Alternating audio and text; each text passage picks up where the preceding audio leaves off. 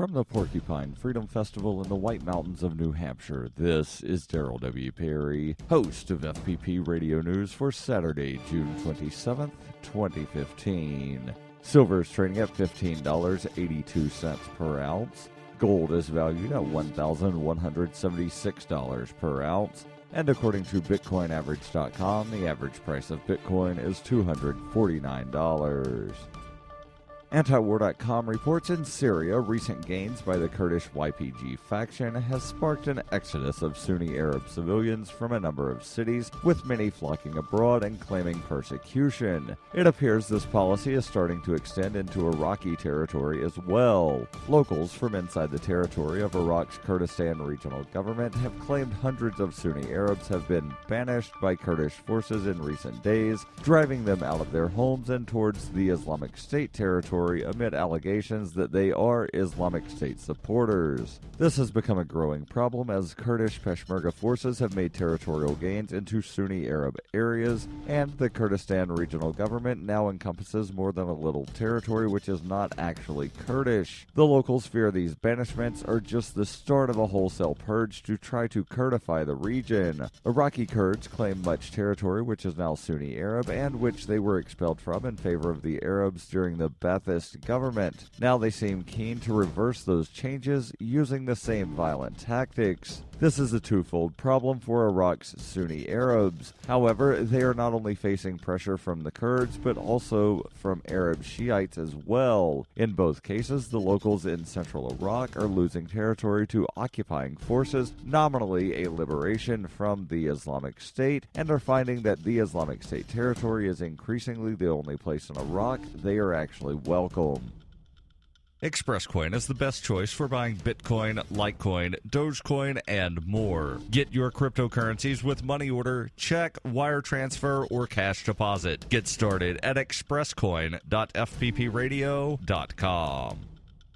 UPI reports the Supreme Court ruled Friday that states are constitutionally compelled to issue marriage licenses to same-sex couples, legalizing same-sex marriage nationwide. The court ruled in a 5-4 decision with Justices Anthony Kennedy, Ruth Bader Ginsburg, Stephen Breyer, Sonia Sotomayor, and Justice Elena Kagan voting in the majority. The court wrote in the majority opinion, the challenged laws burden the liberty of same-sex couples and they abridge central precepts of equality. The marriage laws at issue are in essence unequal. Same-sex couples are denied benefits afforded opposite-sex couples and are barred from exercising a fundamental right, especially against a long history of disapproval of their relationship. This denial works a grave and continuing harm, serving to disrespect and subordinate gays and lesbians. The right to marry is a fundamental right inherent in the liberty of the person, adding that same-sex couples may exercise the fundamental right to marry. President Obama called the ruling a victory for America.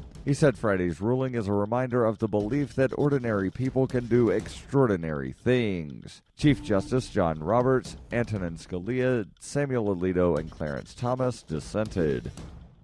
For over 35 years, Roberts & Roberts has been a trusted source for buying and selling your investment-grade precious metals. They also take Bitcoin for precious metal purchases and permanently removed the minimum purchase order for all orders paid in the digital currency. Call Roberts & Roberts today for knowledgeable advice on investing and a forward-thinking approach to new technologies. 850-478-5270 or online at rrbi.co.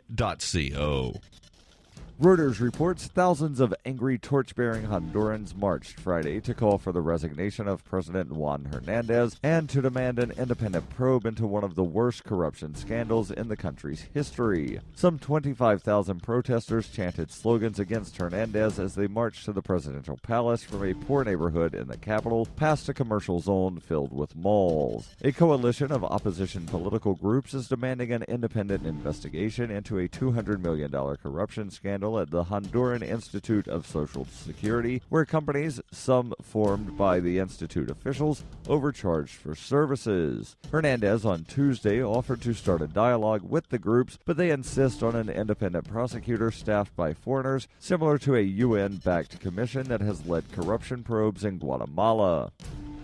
This has been FPP Radio News, online at fppradio.com.